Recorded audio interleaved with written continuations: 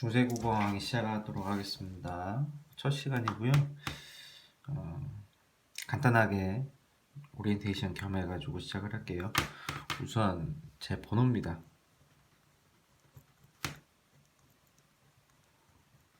이름은 김판규고요.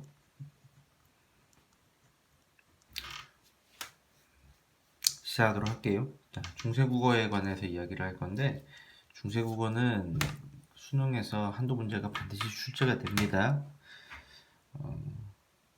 아는 사람은 맞고 모르는 사람은 틀려요. 그래서 기본적인 내용들은 반드시 알아두는 게 좋습니다. 자, 시작하도록 할게요. 자, 우리가 우선 가장 기본적인 것부터 시작을 할 겁니다. 그래서 이제 훈민정음부터 시작을 할 건데 글자가 어떻게 만들어지는지부터 시작을 할 거예요. 자, 예를 들어 이런 글자가 있다고 칩시다. 우리 초성이라고 하죠. 자, 이걸 중성이라고 합니다. 이걸 종성이라고 하죠. 자, 우선 초성부터 글자를 만들어 봅시다. 우리가 이제 세종대왕이라고 생각을 하고 한번 만들어 보는 거예요. 자, 세종대왕은 글자를 만들 때 가장 중요하게 생각했던 게 쉬워야 한다는 겁니다. 쉬워야 한다는 거예요. 그래서 이제 초성은 우리에게 익숙한 바른 기관을 본따서 만들었습니다. 자, 뭐 한번 그려볼게요. 자, 바른 기관입니다. 뭐 그렇게 보이진 않겠지만 얘는 이제 혀, 입술, 치아, 목구멍입니다. 그래서 기역, 니은, 미음, 시옷, 이음 요 5개가 기본자예요. 그래서 상형에 어울리죠. 발음 기관을 본땄으니까 상형에 어울립니다. 그런데 글자가 이것만 있는 건 아니죠. 여기다가 이제 새로운 글자들을 만들어야 됩니다. 그런데 쉽게 만들기 위해서 여기다가 획을 더합니다. 획을 한번 더 해볼게요. 이런 식으로 획을 더하면 새로운 글자들을 만들어낼 수가 있죠. 여린 이으시고 뭐 히읗도 이렇게 만들어낼 수가 있습니다.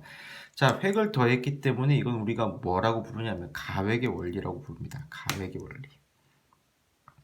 자, 여기서 가획의 원리가 적용이 됐더니 예를 들어 기역에서 가획의 원리가 적용이 돼서 키역이 됐다고 합시다.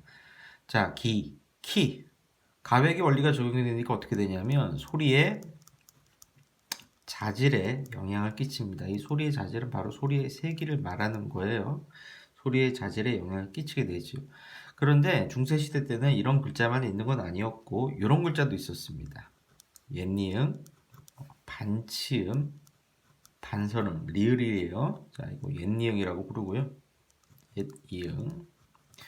이거는 반치음입니다. 자, 그래서 얘는 시옷과 지읒의 중간음이에요. 근데 얘네들 같은 경우에 가획의 원리로 볼 수 있느냐 뭐 이런 거죠. 이응에다가 요렇게 붙이고 시옷에 요렇게 붙이고 니은에 이렇게 가획을 한 게 아니냐라고 할 수 있겠죠. 하지만 그렇지는 않습니다. 왜냐하면 우리가 조금 전에 배웠죠.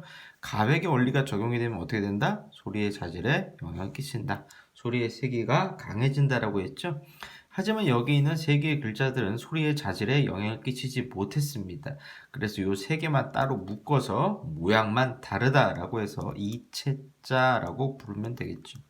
이체자라고 불러요. 모양만 다르다 뭐 이런 뜻이에요. 그래서 우리가 지금 초성을 끝냈습니다. 초성은 상형의 원리, 기본자는 이제 그 5개 발음기관을 본떴고요. 여기다 가획의 원리가 적용이 되면 소리의 자질에 영향을 끼치게 됩니다. 하지만 소리의 자질에 영향을 끼치지 못하는 글자가 3개 있었죠. 옛니응, 반치음, 리을 이 3개의 글자는 이체자로 묶어주시면 됩니다. 자, 그 다음에 중성으로 한번 들어가 볼게요. 자, 중성 같은 경우에도 마찬가지로 초성과 마찬가지로 상형의 원리가 적용이 됩니다. 상형의 원리. 상형의 원리인데 옛날 사람들은 하늘, 땅, 사람 이걸 천지인의 삼재라고 불러요. 천지인의 삼재를 본따서 만들었죠. 그러니까 상형의 원리가 맞겠죠. 옛날 사람들은 하늘은 둥글다, 땅은 평평하다, 사람은 서 있다 이렇게 생각을 했습니다. 그래서 이 하늘을 본따서 아래 아를 만들고 땅을 본따서 을을 만들고 사람은 하늘과 땅을 이어져 있죠. 그래서 이를 만들었습니다. 이 3개가 기본자고요. 기본자. 이 기본자의 결합으로 새로운 글자를 만들어내게 됩니다. 그래서 초성 같은 경우에는 아까 상형과 가획이라고 했죠. 하지만 중성자 같은 경우에는 상형과 자 밑에 나올 겁니다. 합용 또는 합성의 원리가 적용이 됩니다. 무슨 얘기냐고 하면 이 기본자와 기본자 간의 결합으로 새로운 글자를 만들어낸다는 거죠. 자, 한번 기본자와 기본자를 한번 결합을 시켜 볼게요. 결합을 시켜봤더니 오도 만들 수 있고 우도 만들 수 있고 아도 만들 수 있고 어도 만들 수 있죠. 그래서 기본자와 기본자의 결합으로 우리가 초출자를 만들어낼 수가 있습니다. 이런 것들을 우리가 초출자라고 불러요. 초출자. 자, 그리고 여기 이게 끝이 아니죠. 여기다가 아래아를 한 번 더 더하면 요라든가 유라든가 야라든가 여라든가의 글자를 만들 수 있겠죠. 얘 같은 경우에는 기본자, 즉 아래 아에 뭐를 더했다고 볼 수 있죠? 초출자를 더했다고 볼 수가 있습니다. 이건 우리가 제출자 이렇게 불러요.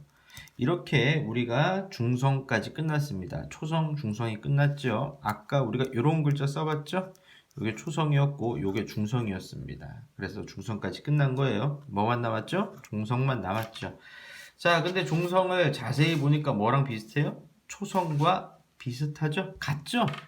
자, 그래서 이제 세종대왕이 글자를 만들 때 쉬워야 된다 그랬죠.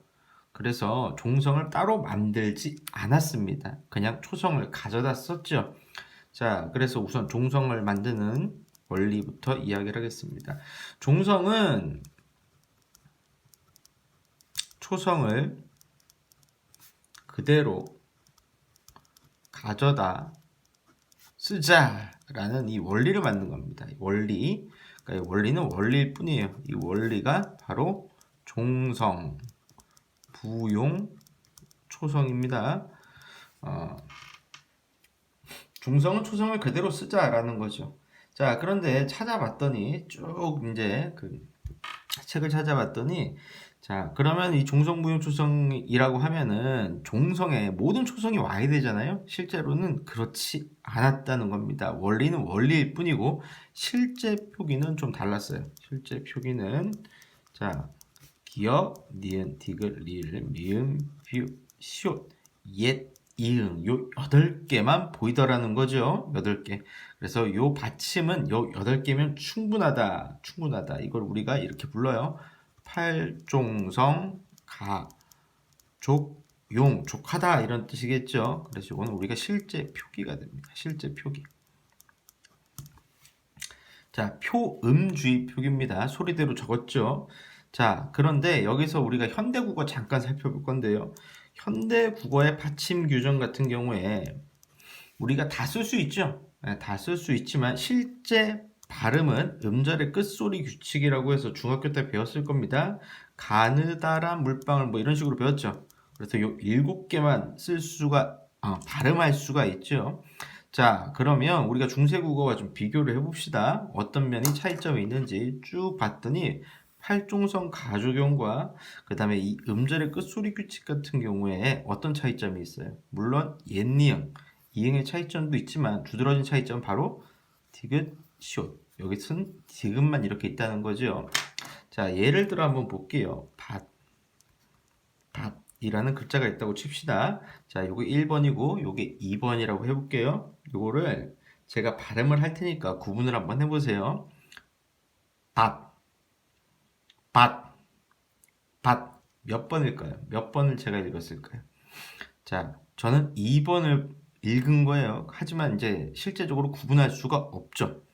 자, 그래서 현대 국어에서는 통합됐다는 것이고, 만약에 중세 국어에 이렇게 쓰였을 때는 중세 국어 시대의 사람들은 어떻게 했다? 중세 국어에서는 디귿과 시옷을 엄격히 구분했다라는 사실을 우리가 알 수가 있죠. 자, 그래서 오늘 우리가 그 초성, 중성, 종성에 관해서 다 배워본 겁니다. 좀 빠르긴 했지만 간단하게 살펴봤고요. 자, 요거를 여러 번 반복해서 완벽하게 외우셔야 됩니다. 자, 지금 첫 시간이고 제가 이제 준비한 자료를 가지고 해야 되는데 바쁘게 이제 올리다 보니까 완벽하진 않아요. 다음 시간에는 조금 더 준비를 해서 올 테니까 열심히 학습하시기를 바랍니다. 이만 마치겠습니다.